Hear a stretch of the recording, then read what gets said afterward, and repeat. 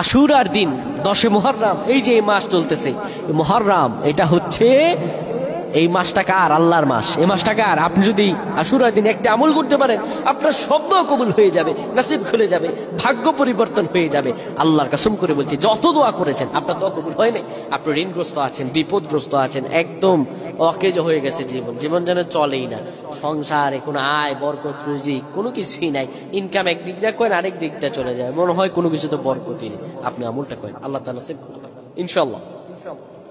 আশুরার দিন একটি গুরুত্বপূর্ণ দিন।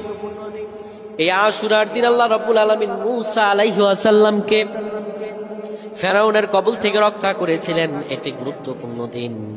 এই মুহররমের মাসের এই 10 মুহররম আশুরার দিন আপনি আমলটি করবেন। আপনি কিবলামুখী হবেন।